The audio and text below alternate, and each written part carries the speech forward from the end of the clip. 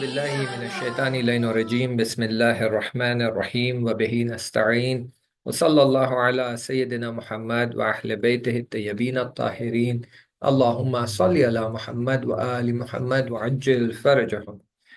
हम आपको खुशामदीद कहते हैं इस प्रोग्राम में। ये हमारा प्रोग्राम जो हमने न्यूली लॉन्च किया है जिसका नाम है परफेक्टिंग नमाज, और ये इसका थर्ड सेशन है। अगरचे ये प्रोग्राम हमारा पिछले 6 महीने से चला आ रहा है, जिसका टाइटल था प्रैक्टिकल अहकाम, जिसमें हमने तकरीबन 22 सेशंस कंप्लीट किए थे। अब जो है परफेक्टिंग नमाज को इसमें हमने ऐड कर लिया है। तो ये हमारा जो है कोलैबोरेटेड प्रोग्राम है जिसमें दोनों सेशंस एक साथ चल रहे हैं। तो आपको खुशामदीद कहते हैं। चलिए बहस को आगे बढ़ाते हैं। हमने बहस को कुछ इस तरह से डिस्कस किया कि नमाज में जो अहकाम है उसके जरिए हमें बताया गया है कि नमाज में कुछ चीज़ें वाजिब हैं, कुछ चीज़ें मुस्तहब है। जो चीज़ें वाजिब है उनके लिए बहुत क्लियरली बयान किया गया है कि ये वाजिब चीज़ें तकसीम होती है दो चीज़ों में। एक है रुकनी और एक है गैर रुकनी, यानी fundamental and foundational and non fundamental and non foundational. अब फर्क क्या है? फर्क ये है कि जो रुकन है इनमें से कोई भी चीज को अगर हम जानबूझकर इंटेंशनली या अनइंटेंशनली भूल जाते हैं तो हमारी नमाज फौरन बातिल हो जाती है। लेकिन नॉन रुकनी, जो गैर रुकनी चीजें हैं, इसमें अगर हम इंटेंशनली भूल जाते हैं तब भी हमारी नमाज बातिल है। लेकिन अनइंटेंशनली, तवज्जो के बगैर या इश्तिबाहन या गलती से, भूले से अगर मिस हो जाता है तो हमारी नमाज बातिल नहीं होती है। इसको कंपनसेट किया जा सकता है, और सजदे सहव है या रकत एहतियात है, नमाज एहतियात है, ये सारी चीज़ें पढ़कर इसको कंपनसेट किया जा सकता है। तो जो रुकनी चीज़ें थी वो 5 चीज़ें थी। शुरू होता है नीयत, तकबीरतुल एहराम, क़ियाम, उसके बाद सजदा और रुकू। ये चीज़ें जो है ये रुकनी थी। इनमें से अगर हम कुछ भी भूल जाते हैं इंटेंशनली या अनइंटेंशनली, नमाज बातिल हो जाती है। गैर रुकनी चीजों में से एक चीज थी किराअत। तो अब हम सीक्वेंस में आगे बढ़ रहे हैं। तो सीक्वेंस हमारा ये है कि हमने नियत के बारे में पढ़ लिया, हमने तकबीरतुल एहराम के बारे में पढ़ लिया, हमने क़ियाम को भी देख लिया है। तो अगर हम नमाज शुरू करते हैं तो पहले हम नियत करते हैं, तकबीरतुल एहराम कहते हैं और क़ियाम में आ गए। अब इसके बाद नेक्स्ट एक हमारा ये होता है किराअत। तो हम रुकनी और गैर रुकनी तो हमें समझ आ गया, लेकिन हम नमाज पढ़ने के तरीके से धीरे धीरे आगे बढ़ रहे हैं। तो अब तक के डिस्कशन में हमने नियत को डिस्कस कर लिया, पूरी तरह कंप्लीट कर लिया, क़ियाम को डिस्कस कर लिया, पूरी तरह कंप्लीट कर लिया, तकबीरतुल एहराम को भी हमने कंप्लीट कर लिया। आइए बढ़ते हैं क़िराअत की तरफ, और आज के सेशन में इंशाल्लाह कोशिश करेंगे सारी बातों को कवर कर ले। जब हम क़िराअत की बात करते हैं नमाज में, तो क़िराअत बेसिकली जो हम सूरे हमद पढ़ते हैं और उसके बाद जो छोटा सूरा पढ़ते हैं, इनको मिलाकर क़िराअत कहा जाता है। मैं कह रहा हूं छोटा सूरा क्योंकि मामूलन हम लोग छोटा सूरा ही पढ़ते हैं, लेकिन अगर इसके बाद सूरे हमद के बाद आप कोई बड़ा सूरा भी पढ़ते हैं तो ये दोनों को मिलाकर क़िराअत कहा जाता है। और तीसरी और चौथी रकत में जो हम तस्बीहातुल अरबा आप पढ़ते हैं उसे भी क़िराअत कहा जाता है। तो क़िराअत का माना ये है और ये बहुत ही क्लियर है।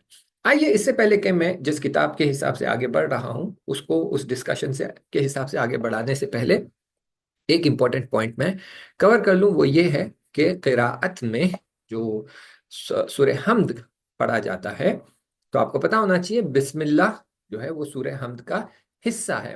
इसीलिए आप बिस्मिल्लाह पढ़कर सूरे हमद पढ़ते हैं तो वो बिस्मिल्लाह सूरे हमद में काउंट होता है।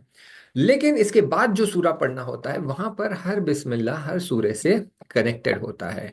अगर मान लीजिए मैंने दिल में नीयत की है कि सूरे हमद के बाद मैं बिस्मिल्लाह कहकर सूरे कौसर पढ़ूंगा, इन्ना आतैना कल कौसर, एंड इत्तेफाकन मैं बिस्मिल्लाह कहता हूं, एंड इंस्टेड ऑफ स्टार्टिंग सूरे इन्ना आतैना कल कौसर आई स्टार्ट रिसाइटिंग इन्ना अंजलनाहु फी लैलतिल क़द्र। Therefore, the niyat that I had on my mind for Bismillah was Inna a'atayna kal kawsar, but I started reciting Inna anzalna. The scholars here say that this is not okay. You need to stop. You need to let go of the surah, whatever you have recited so far. Go back. When I say go back, I mean when you finished Surah Hamd, You come back to that point and then you say Bismillah again with a clear intention that which surah do you want to recite. You can choose any surah now. You can choose Surah Inna Atayna Kal Kawsar. You can choose Surah Qadr, Inna Anzalna Fi Laylatul Qadr. Or you can totally change and you can recite another surah, Qul A'udhu bi Rabbin Nas, Qul A'udhu bi Rabbil Falaq, whatever you want. But if your Bismillah is with intention of X surah, and you start reciting Y सूरा, ये okay नहीं है। जो नीयत से आपने बिस्मिल्लाह कही है उसी नीयत से आपको सूरा पढ़ना होता है। आप बिस्मिल्लाह सूरे नास की नीयत से पढ़ रहे हैं लेकिन आप सूरा पढ़ रहे हैं कुल औज़ु बिरब्बिल फलक, ये ओके नहीं है। तो ये आप जहन में रखें। आइए किरात के हिसाब से हम धीरे धीरे आगे बढ़ते हैं ताकि हमारा डिस्कशन सीक्वेंशियल चलता रहे और हम सारे पॉइंट्स को कवर कर सके। ठीक है। तीसरी रकत और तो किरात का हमने बता दिया कि पहली रकत और दूसरी रकत में सूरह हमद और उसके बाद का जो सूरा होता है उसे किरात कहते हैं। तीसरी रकत और चौथी रकत में तस्बीहात अरबा को हम किरात करते हैं।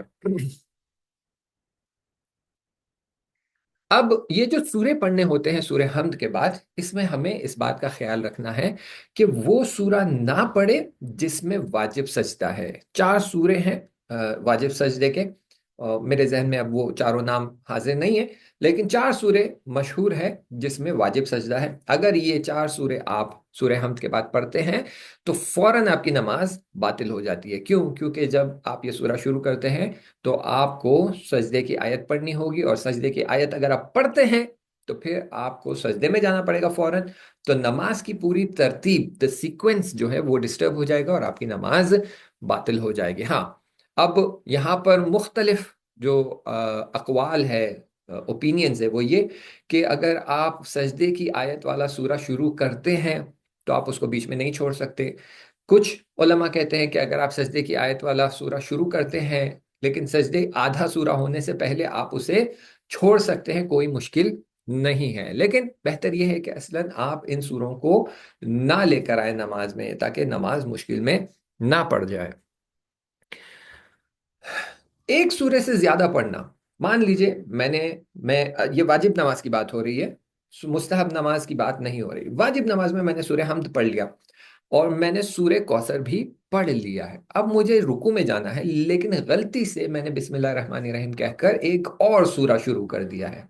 तो यहाँ पर आपको अलाउड है कि वो आप सूरा जैसा का वैसा जितना भी आपने पढ़ा है उसको वहां से छोड़ दे, डिसकंटिन्यू करे और सीधा आप रुकू में जाए और नमाज को कंटिन्यू करे।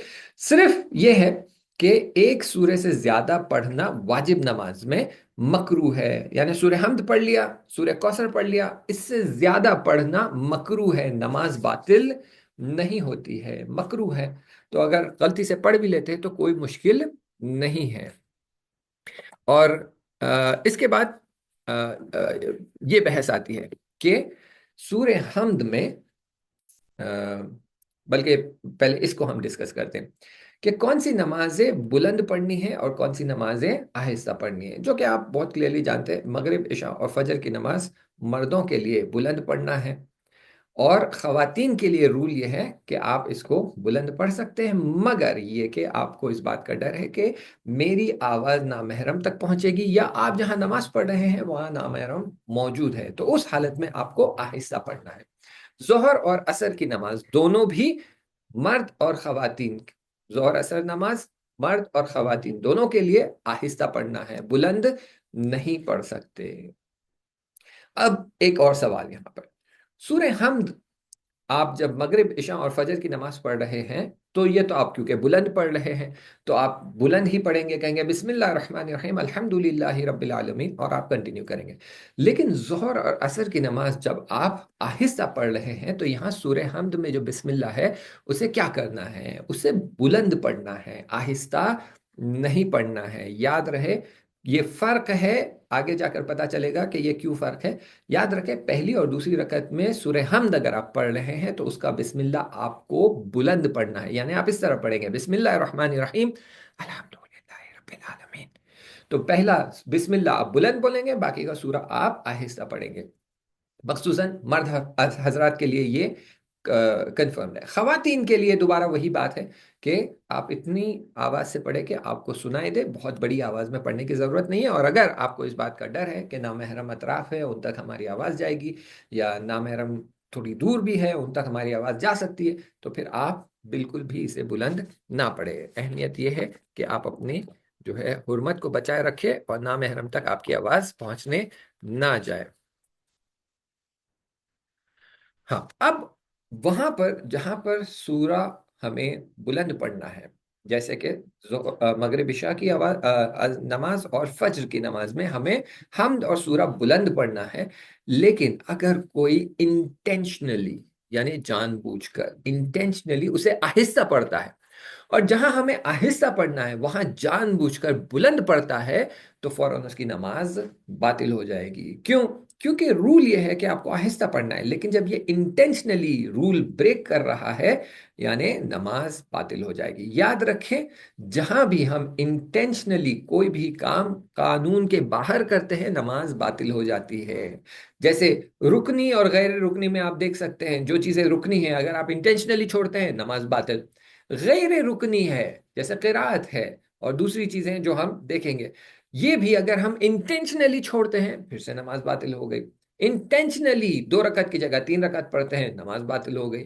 द इंटेंशनली 4 की जगह 3 पढ़ लिया, फिर नमाज बातिल हो गई। इंटेंशनली किरात जहां आहिस्ते करना है वहां जानबूझकर बुलंद कर रहे हैं, और जहां बुलंद करना है वहां जानबूझकर आहिस्ते कर रहे हैं, फिर से नमाज बातिल हो जाएगी।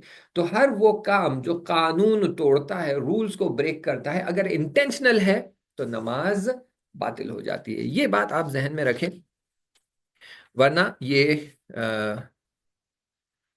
जो है गलती से हमारी नमाज बातिल ना हो जाए। अच्छा, अब वहां पर जहां पर इंसान को बुलंद पढ़ना है लेकिन वो भूल जाता है और आहिस्ते पढ़ना शुरू कर देता है, या जहां आहिस्ता पढ़ना है और वो भूल जाता है और बुलंद पढ़ना शुरू कर देता है, जैसे ही उसे ये याद आ जाए कि मुझे तो आहिस्ता पढ़ना था लेकिन मैंने बुलंद पढ़ना शुरू कर दिया, या उसे ये याद आ जाए कि मुझे बुलंद पढ़ना था, मैं आहिस्ता पढ़ना शुरू कर दिया, तो यहां उसे कंटिन्यू करना है। वापस जाकर वो रिपीट नहीं करना है, लेकिन continue as per the rule करना है। मान लीजिए मैं जोहर असर की नमाज पढ़ रहा हूं और मुझे आहिस्ता पढ़ना है, बट मैं भूल गया एंड अनइंटेंशनली मैं इसे जोर से यानी बुलंद पढ़ना शुरू कर दूं। So I started reciting aloud. When I started reciting aloud, halfway through the surah I realized that, oh, I'm reciting Zohar and Asr, and I should have been whispering my hamd and surah and not reading it or reciting it aloud। तो जहां आपको याद आया, मान लीजिए आपको याद आया इहदिनस सिरातल मुस्तकीम, यहां आपको याद आया, तो यहां से आपको जो रूल है वो हिसाब से पढ़ना है। अगर रूल ये है जोहर असर की नमाज है आहिस्ता पढ़ना है, तो आप फौरन आहिस्ता मोड में चले जाएंगे और इहदिनस सिरातल मुस्तकीम इस तरह कंटिन्यू करेंगे, और प्रीवियस आपको कुछ रिपीट करने की जरूरत नहीं है। या आपको बुलंद पढ़ना है तो आप शुरू कर देंगे इहदिनस सिरातल मुस्तकीम, और इससे पहले का जितना भी आपने आहिस्ता पढ़ा है उसे रिपीट करने की कोई जरूरत नहीं है। हत्ता अगर आप सूरा पूरा हमद पढ़ चुके हैं और आप सूरे कौसर पढ़ रहे हैं, और कौसर की पहली आयत में आपको याद आया कि ओ मुझे तो बुलंद पढ़ना था, तब तो मैं आहिस्ता पढ़ रहा था, गलती हो गई, तो यहां आपको सूरे हमद दोबारा रिपीट करने की जरूरत नहीं है। आप सूरे कौसर शुरू करेंगे और वहीं से जो बुलंद पढ़ना है वहां से आप बुलंद पढ़ना शुरू कर देंगे, तो ये आपकी जहमत यहां पर बच जाएगी। अच्छा, यहां पर एक पॉइंट है जो हमारे बहुत ज्यादा काम आ सकता है, और वो ये कि अगर एक इंसान, क्योंकि इंसान जो है मुख्तलिफ कंट्रीज से आता है, मुख्तलिफ रीजन से आता है, तो उनके लिए हर किसी के लिए इतना आसान नहीं होता है अरबी तलफ़ुज़ करना।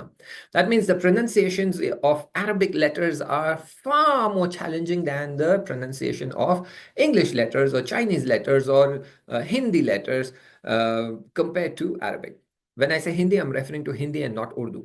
So maybe some of the Hindi letters which come from Sanskrit are slightly more difficult to pronounce. But when you compare Urdu, Persian with Arabic, and Korean, Chinese, Japanese, or English with Arabic, you will find that these are slightly more difficult languages. So people who come from pure English background, have never read Urdu, have never heard Urdu, have never heard Persian, they are required to read Arabic, understand, digest, and pronounce it correctly. They'll take much longer time than the regular people. इसलिए उनके लिए ये नुक्ता जो है बहुत अहम है कि अगर पहले तो ये कि हर इंसान जिस पर नमाज वाजिब हो सकती है, उस पर ज़रूरी है कि वो अपनी नमाज सीखे। कुछ अफराद हैं जिन पर नमाज वाजिब नहीं होती है, जैसे जो मजनून है, दीवाने हैं, और मेंटली रिटार्डेड है, और इस तरह के जो हैंडीकैप लोग हैं जो नमाज नहीं पढ़ सकते, जिन्हें समझ नहीं आता है कि नमाज पढ़ना है, शुऊर नहीं है उनके पास, लाशऊर है, उन पर नमाज वाजिब नहीं है। लेकिन जो लोग सही और सालिम है, वो फिर एक सर्टेन एज पे पहुंचने पर जब नमाज वाजिब होगी, उन्हें पता है, तो उन्हें चाहिए कि उस टाइम से पहले वो नमाज सीखे, और हत्तल इम्कान जितना हो सकता है उतना कोशिश करे कि राइट प्रोनाउंसिएशंस को सीखे और राइट प्रोनाउंसिएशन से ही नमाज पढ़े। मगर ये कि आप मजबूर है, वो प्रोनाउंसिएशन आपसे हो ही नहीं पा रहा है। फॉर एग्जाम्पल, मैंने पिछली बार भी मिसाल दी थी गुजराती अफराद की, जो प्योर गुजराती है, गुजरात में रहते हैं, हमने देखा भी है, सुना भी है, वो गैन सही से प्रोनाउंस नहीं कर पाते, तो वो ग की जगह ग कहते हैं, असगर नहीं कह पाते, असगर कहते हैं, गैरिल नहीं कह पाते, गैरिल कहते हैं। वैसे ही चाइनीज और जापानीज बंदे जो हमारे साथ हौजे में हुआ करते थे, इनके लिए स्वाद वॉद कहना बहुत सख्त था। इनके लिए दाल दाल जाल जब कहते हैं तो जबान दोनों दांत के बीच में आना चाहिए, हाजा ज़ालिका ऐसा, तो ये नहीं कह पाते। क्यों? क्योंकि इनके वर्ड्स बहुत अलग हैं, इनके लेटर्स बहुत अलग है, प्रोनाउंसिएशन बहुत डिफिकल्ट हो जाती है। तो इसलिए ये एक प्रोविजन है कि कोशिश करें कि बेस्ट मेथड से सीखे और बेस्ट प्रोनाउंसिएशन निकालने की कोशिश करें। पूरा एफर्ट लगाने के बाद भी अगर ये प्रोनाउंसिएशन एग्जैक्ट वैसा जैसा होना चाहिए नहीं हो पा रहा है, तो जितना आप निकाल पाते उतना निकालें, और राइट प्रोनाउंसिएशंस के साथ जो है नमाज को अदा करे, इनकरेक्ट प्रोनाउंसिएशंस के साथ अदा ना करे। अब आप जब नमाज सीख रहे हैं तो कई बार ये होता है कि नमाज सिखाने वाला अगर माहिर and professional and learned educated person नहीं है, व्हेन आई से एजुकेटेड, एजुकेटेड इन रिलीजन नहीं है, तो वो कभी कभी गलत नमाज हमें सिखा देता है। तो कई बार ये होता है कि अल्फाज गलत हम सीख जाते हैं, जबकि हमें लग रहा है कि यही सही अल्फाज है, यही सही वर्ड है। फॉर एग्जाम्पल, जब हम तशहुद पढ़ रहे हैं तो हम कहते हैं अशहदु अन्ना मुहम्मदन अब्दुहु होना चाहिए, लेकिन मान लीजिए बचपन में जो टीचर ने हमें सिखाया उसने सिखाया अब्दहु, अब्दुहु होना चाहिए, लेकिन उसने हमें सिखाया अब्दहु, और मैं यही मानता चल रहा हूं कि अब्दहु ही सही है, और मैंने अपनी पूरी जिंदगी नमाज अब्दहु करके पढ़ी।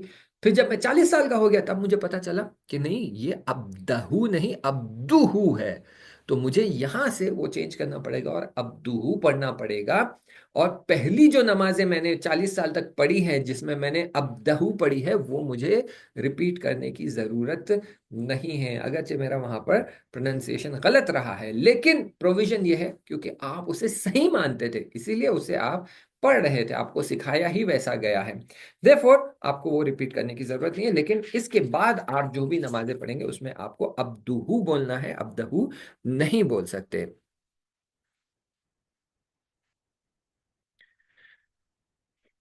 कई जगह पर हमें एक प्रोविजन मिला है, बेनिफिट मिला है, और वो ये है कि आप जब नमाज पढ़ रहे हैं तो उसमें जो 4 रकत, बल्कि जो नमाजें हैं कुल्लन, इसमें अगर आप सिर्फ हमद पढ़ लें और सूरा ना पढ़े तब भी चलेगा। फॉर एग्जाम्पल, आप नमाज पढ़ रहे हैं जमात के साथ, और आप नमाज में लेट ज्वाइन करते हैं, मान लीजिए, क्योंकि ये मर्द हजरात के साथ ज्यादा होता है तो वो जल्दी रिलेट कर पाएंगे।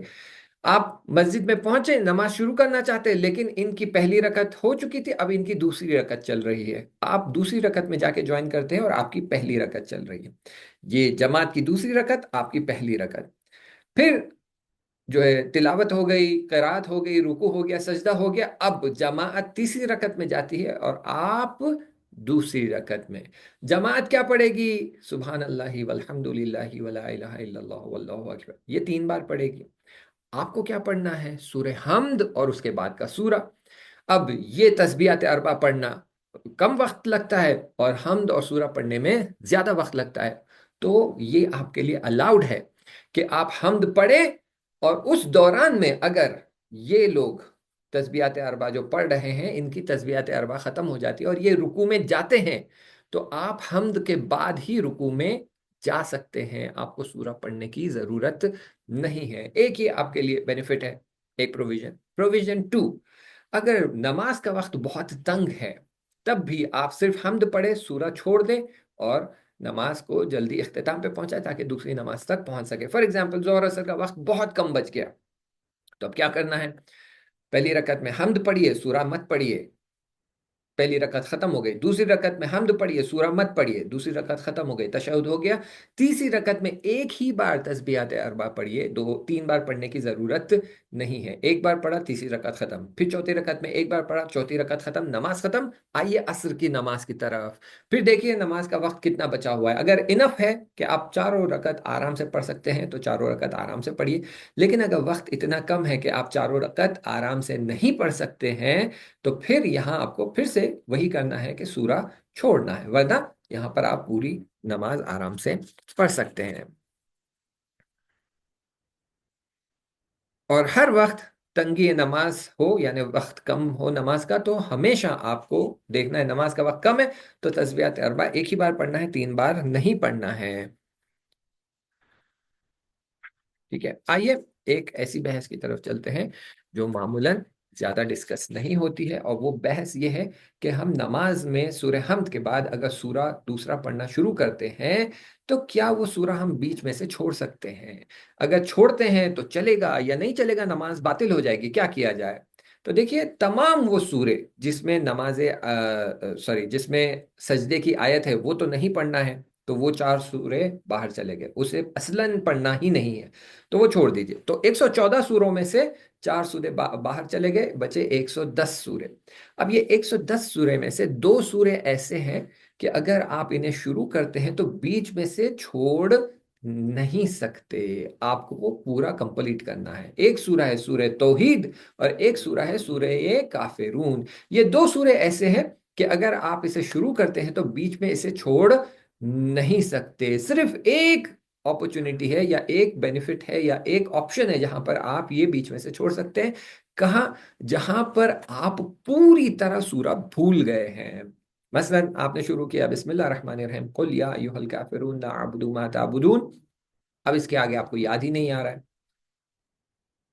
कितना आप वहां खड़े रहकर सोच रहे हैं लेकिन आपको याद ही नहीं आ रहा है, उस वक्त आप ये सूरा छोड़ सकते हैं। लेकिन अगर आपको याद है लेकिन लग रहा है कि मैं सही पढ़ रही हूँ या गलत पढ़ी हूँ, तो यहां आप सूरा नहीं छोड़ सकते, आपको सोचना पड़ेगा और सही सूरा पढ़कर अंजाम देना पड़ेगा। सिमिलरली सूरह तौहीद, क्यों सूरह तौहीद? क्योंकि बहुत सारे बच्चे जो है वो जब नमाज ताज़ा सीखते हैं तो उनके लिए कभी कभी सूरह तौहीद हिफ्ज करना डिफिकल्ट हो जाता है। मामूलन छोटा सूरा सिखाते हैं, इन्ना आते ना कल कौसर, लेकिन सूरह तौहीद थोड़ा सा बड़ा है, कभी कभी उनके लिए डिफिकल्ट हो जाता है। तो अगर उन वो नहीं याद कर पा रहे तो छोड़ सकते हैं, दूसरा सूरा जो उन्हें याद है वो शुरू कर सकते हैं। लेकिन ये दो सूरों के अलावा बाकी के सूरों के लिए अलग रूलिंग है। रूलिंग ये है कि अगर आप आधे सूरे से पहले हैं और आपको लग रहा है कि ये सूरा आपको याद नहीं है या आपने गलती से शुरू कर दिया, आपको ये नहीं पढ़ना है, ज्यादा लंबा है, छोड़ना चाहते हैं बीच में, तो आधे सूरे से पहले है तो आप इसे छोड़ सकते हैं। लेकिन आधे सूरे के बाद हो जाए तो वो सूर्य को नहीं छोड़ सकते, उसे पूरा आखिर तक पढ़ना है और फिर नमाज कंटिन्यू करना है। याद रहे, वाजिब नमाज में हम्द के बाद एक ही सूरा पढ़ना है, दूसरा सूरा पढ़ना मकरूह है। मुस्तहब नमाज में कोई मुश्किल नहीं है। एक सवाल है जो पूछा गया, वो प्रोनंसिएशन के एंगल से है कि अगर हम ये जो प्रोनंसिएशन है स्वाद वाद का, जो वाद का प्रोनंसिएशन है, ये हमें परफेक्ट अंदाज से नहीं आता है, तो क्या किया जाए? अच्छा, क्यों ये सवाल आया है? क्योंकि वाद एक बहुत ही डिफिकल्ट प्रोनंसिएशन है और बहुत सारे लोग इसे सही से नहीं निकाल पाते। मैं नहीं जानता आप मेरी टंग सही से देख पा रहे हैं या नहीं देख पा रहे। देखिए, अरबिक में चार जे साउंड है। एक है दाल, दाल। जब जाल बोल रहे हैं, अब दाल दाल, तो आपकी जबान दो दांतों के बीच में आनी चाहिए इस तरह, दाल है, ज़ैलिका, तो सही प्रोनाउंसिएशन है। जैसे कि हम सूरह हमद में पढ़ते हैं कि इय्याका नअबुदु व इय्याका नस्तईन इहदिना सिरातल मुस्तकीम सिरातल लज़ीना लज़ीना, ये दाल जाल वाला है। रेजे वाला जो है वो टंग दांत के पीछे रहेगी, कोई चीज नहीं, नॉर्मल जेड जो हम प्रोनाउंस करते हैं, जैसे कि जे। आप बोलेंगे मसलन पता नहीं, जाहिद भी दाल जाल से आता है, जकिया मसलन, जकिया, या जी जकिया, ज जो है वो टंग के पीछे नॉर्मल जेड साउंड रहेगा। एक है तोय वोय वाला साउंड। ये जो तोय वोय है वो वोय साउंड दाल दाल जो है वही साउंड है, लेकिन राउंड किया हुआ। तो टंग थोड़ी सी बाहर आएगी और साउंड निकलेगा वोय। तो आपके पास चार तीन साउंड हो गया अभी। एक नॉर्मल जे रे जे वाला जे, एक है ज, एक है वो, तोय वो, एक है वॉद। अब ये वॉद जो है वो ज्यादा कॉम्प्लेक्स साउंड है। क्यों? क्योंकि ये साउंड निकालने के लिए दो तरीके बताए गए हैं। एक, corner of the tongue should touch the teeth, the upper teeth, corner side पे। तो यहां की टंग यहां टच होगी और साउंड निकलेगा वॉद। एक है tip of the tongue should touch the canines, और उसमें थोड़ी सी बाइट होनी चाहिए, और वहां पर हम साउंड निकालेंगे वॉद। तो वहां पर थोड़ा सा व साउंड भी आएगा और वॉद साउंड आएगा। अब कुछ उलमा कहते हैं वॉद प्रोनाउंस करें, कुछ उलमा कहते हैं वॉद प्रोनाउंस करें। बहुत ज्यादा फर्क नजर नहीं आएगा, लेकिन वो प्लेसिंग ऑफ द टंग है। अब कुछ अफराद कहते हैं भाई हम ये नहीं कर पाते, तो क्या करें? तो कहा कि आप जब अरबी कारी जो कुरान पढ़ रहे हैं उनकी सुनते हैं प्रोनाउंसिएशन, तो उसमें जो वर्ड आपको नजर आ रहा है, अगर आपका प्रोनाउंसिएशन उतना भी है तो चलेगा, कोई मुश्किल नहीं है। जैसे गैरिल मगदूब अलैहिम वलद्दॉलीन, तो ये वर्ड यहाँ पे दो बार आ जाता है हर सूरह हमद में, तो उस पर तवज्जो कीजिए। बहुत कोशिश करके एकदम प्रिसाइज निकालने की जरूरत नहीं है, हत्तल हम कोशिश कीजिए कि उसे बेहतरीन अंदाज में प्रोनाउंस करें। तो ये जो है स्वाब की डिस्कशन थी, और सूर्य का हमने बयान कर दिया। अब आता है कि हम अगर पहली और दूसरी रकत में अगर सूर्य हमद की जगह बाय मिस्टेक तस्बीहात अरबा शुरू कर देते हैं तो क्या होगा, और तीसरी और चौथी रकत में तस्बीहात अरबा की जगह बाय मिस्टेक सूर्य हमद शुरू कर देते हैं तो क्या किया जाए। पहली और दूसरी रकत में यह है कि अगर आपको सूरह हमद पढ़ना चाहिए लेकिन बाय मिस्टेक आपने तस्बीहात अरबा शुरू कर दिया, तो बिस्मिल्लाह रहमान रहीम अल्हम्दुलिल्लाह रब्बिल आलमीन ये पढ़ने की जगह आपने क्या शुरू कर दिया, सुभान अल्लाह वल्हम्दुलिल्लाह वला इलाहा। आप कहेंगे ये कैसे मुमकिन है, पहली रकत में आपने नियत की, अल्लाह अकबर कहा और नमाज शुरू कर रहे हैं। नहीं, ये होता है उन लोगों के साथ जो जिनकी एज थोड़ी ज्यादा हो जाती है, शक्कियात नमाज में ये बहुत देखा जाता है कि पहली रकत में कुछ और पढ़ दिया बाय मिस्टेक। क्यों? क्योंकि एज के हिसाब से उन्हें याद नहीं रहता। लेकिन ओवरऑल हमें ये फतवा जानना हमारे फायदे के लिए ही है। तो मान लीजिए मैंने सुभान अल्लाह वल्हम्दुलिल्लाह ही शुरू कर दिया। अब पहली और दूसरी रकत में रुकू से पहले अगर आपको याद आ जाता है कि अरे ये तो पहली रकत है, अरे ये तो दूसरी रकत है, मुझे इसमें सूरह हमद और कोई सूरा पढ़ना है, और बाय मिस्टेक मैंने सुभान अल्लाह वल्हम्दुलिल्लाह ही शुरू कर दिया, तो क्या किया जाए? रुक जाए, दोबारा बिस्मिल्लाह रहमान रहीम अल्हम्दुलिल्लाह रब्बिल आलमीन पूरा सूरा कंप्लीट कीजिए, बिस्मिल्लाह रहमान रहीम कुल आउज़ु बिरब्बिन नास सूरा कंप्लीट कीजिए, या दूसरी रकअत है तो बिस्मिल्लाह रहमान रहीम कुल हुवल्लाहु अहद, जो भी है हमद और सूरा पढ़ना है अगर आप रुकू में जाने से पहले आपको याद आ जाए तो। लेकिन अगर आप रुकू में जाने के बाद आपको याद आता है तो नमाज कंटिन्यू कीजिए और नमाज को तकमील तक पहुंचाइए, आपकी नमाज सही है, प्रॉब्लम नहीं है।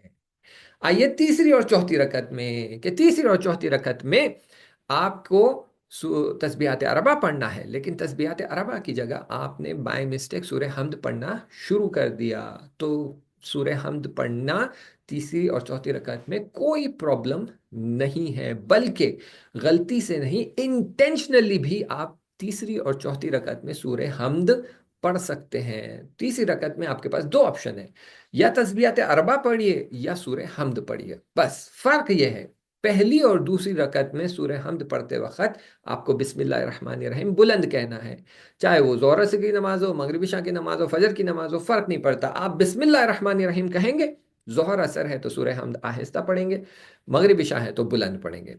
लेकिन तीसरी और चौथी रकत में जब आपको सूरह हमद पढ़ना है तो बिस्मिल्लाह भी आप आहिस्ता ही कहेंगे। तो तीसरी रकत में आप कहेंगे बिस्मिल्लाहिर्रहमानिर्रहीम अल्हम्दुलिल्लाहि रब्बिल आलमीन।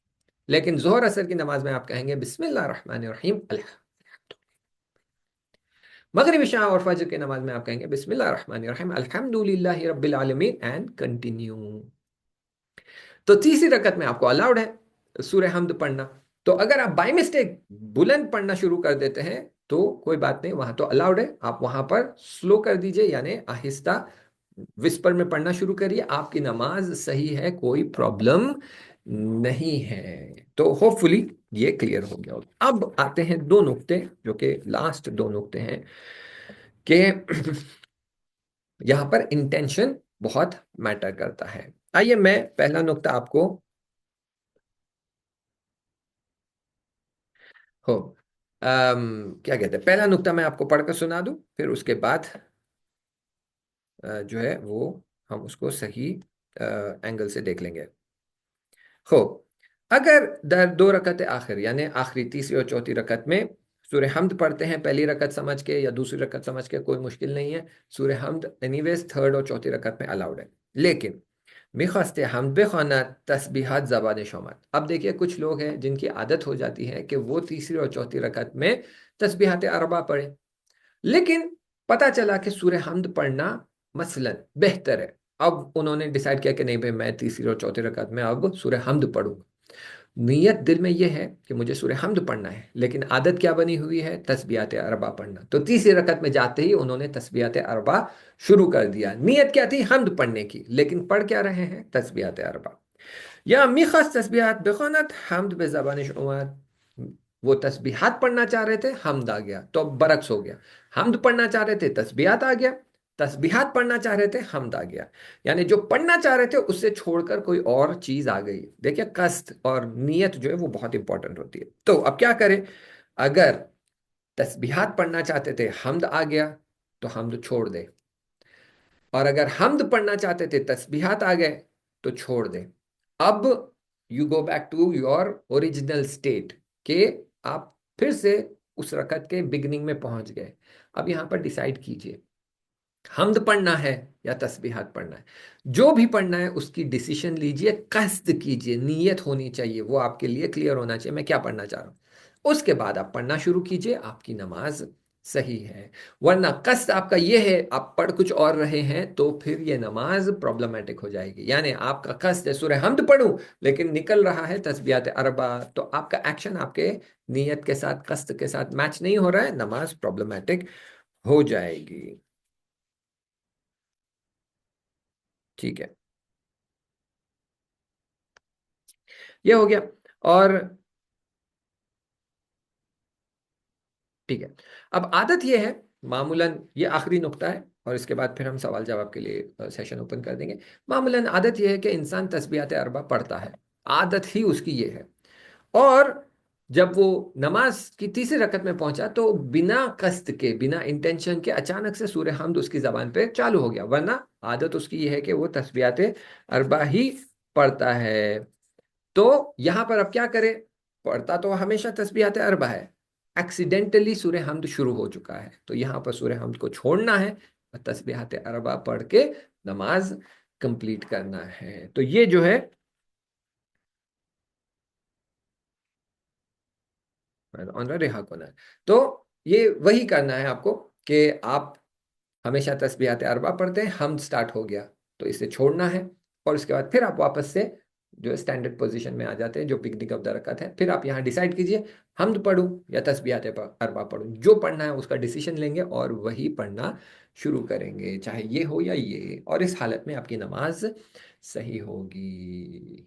इससे ये सारे हमारे जो किराअत से रिलेटेड पॉइंट्स थे सबसे इंपॉर्टेंट, वो सारे खत्म हो चुके हैं। अब अगले सेशन में हम जिक्र की बात करेंगे कि हमारा जो जिक्र होता है रुकू में और सुजूद में, अगर ये हम जिक्र अंजाम देते वक्त टाइम से पहले उठ जाते हैं, जिक्र करने से पहले रुकू से उठ जाते हैं, या जिक्र के बीच में हमारा सर हिल जाता है सजदे में वगैरह वगैरह, तो क्या किया जाए, ये इंशाल्लाह हम अगले सेशन में देखेंगे।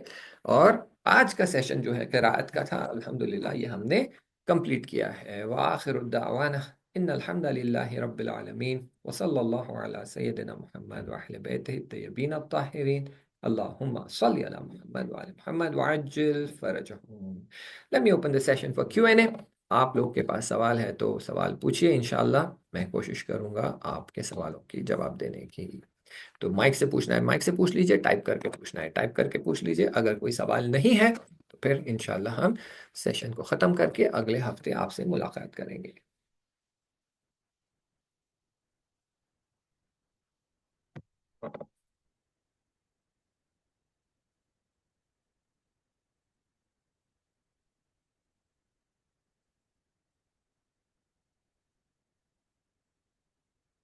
नहीं, सवाल आपका ये है, डज क्रैकिंग नकल्स ड्यूरिंग नमाज इज इट? आई थिंक ये प्रीवियस वाला क्वेश्चन है, ये न्यू वाला question. My grandmother is 80+ years, sometimes she forgets which रकात she is in and completes the नमाज, कैन शी गिव सजदे सहव? नहीं, अगर रकत भूल जाते हैं तो उसके लिए सजदे सहव काफी नहीं है। फॉर एग्जाम्पल, जो आएगा शक्कियात नमाज में आएगा, हम कोशिश करेंगे कि बल्कि शायद नेक्स्ट सेशन में कवर नहीं होगा, फिर वो राउंड 2 हमारा परफेक्टिंग नमाज सीरीज 2 जो रहेगा वो शक्कियात नमाज रहेगा, उसमें हम इसे कंप्लीट करेंगे। अभी हमारी बहस अगले सेशन में जिक्र की रहेगी, रुकू और सजदे में जिक्र का कैसे डील करना है। शक्कियात नमाज उसके बाद आएगा, जिसमें यह है कि भाई अगर आप पहली और दूसरी रकत में कंफ्यूजन करते हैं तो आपकी नमाज की क्या हालत हो जाएगी। सेकंड एंड थर्ड में करते हैं तो क्या हालत हो जाएगी। थर्ड एंड फोर्थ में करते हैं तो क्या हालत हो जाएगी। तो अब आप जैसे बता रहे हैं कि शी फॉरगेट्स विच रकत शी इज इन, तो यहां पर बहुत क्लियर होने की जरूरत है कि वो कौन सी रकत में है और भूल रहे हैं। अगर वो पहली और दूसरी रकत में उन्हें कंफ्यूजन हो रहा है, पहली है दूसरी है, नमाज का एक अलग ही कायदा है वहां पर। Third and fourth, second and third, third and fifth, fourth and sixth, fourth and fifth, ये सारे कॉम्बिनेशंस जो है इसका अलग रूलिंग है। तो उसको हम इंशाल्लाह शक्कियात नमाज में डिस्कस करेंगे। एंड आपके सवाल से ये भी नहीं नहीं, पॉइंट ये नहीं है कि whether she completes after the second और थर्ड। पॉइंट ये है कि रकत वो अगर भूल रही है तो कहाँ भूल रही है। मान लीजिए, मैं कहता हूँ मान लीजिए पहली रकत हो गई एंड शी फॉरगॉट कि मैंने पहली पढ़ी, दूसरी पढ़ी, तीसरी पढ़ी, आई डोंट नो। तो कहती चलो पहली हुई, मुझे याद नहीं है मैं दूसरी पढ़ रही थी पहली पढ़ रही थी, जो भी है, लेट मी डू 3 and 4। अभी दोनों जो 3 and 4 किया है, सेकेंड रकत के जो क्राइटेरियाज एंड इसेंशियल्स है, जैसे क्या किराअत है और उसके रुकू है, उसमें तशहुद है, वो सारा सब सब कुछ तो चला गया। अब जब वो चला गया तो फिर नमाज क्वेश्चनेबल हो जाएगी। ये बात और है कि सेकंड रकत के बाद अगर कंफ्यूजन है बिटवीन सेकंड एंड थर्ड और आप थर्ड करके कंप्लीट करते हैं, फिर एक रकत नमाज एहतियात पढ़ना होता है, वो अलग बात है। इंपॉर्टेंट ये है कि समझने की जरूरत है कि कंफ्यूजन उनको कहाँ आ रहा है। पहली दूसरी में आ रहा है, मसलन 4 रकत नमाज पढ़ रहे हैं जोहर की, पहली रकत हो गई, उसमें डाउट कम आता है। सेकंड रकत में वो डाउट कर रहे हैं सेकंड है या थर्ड है, कहते हैं चलो थर्ड मान के चलते हैं। थर्ड पढ़ ली, फोर्थ पढ़ ली, फिर उन्हें क्या करना है, इसकी रूलिंग टोटली अलग आती है। तो इंशाल्लाह शकियत नमाज में हम वो सारी पॉइंट्स को कवर करने की कोशिश करेंगे जिसमें पॉसिबल डाउट्स हैं। और कोई क्वेश्चन?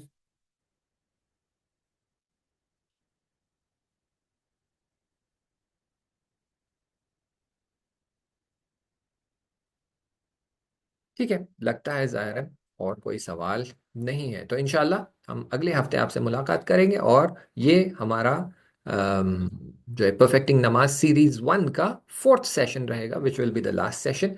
इसके बाद फिर हमारा सीरीज 2 लॉन्च होगा जिसमें शक्कियात नमाज और दूसरे पॉइंट्स डिस्कस होंगे।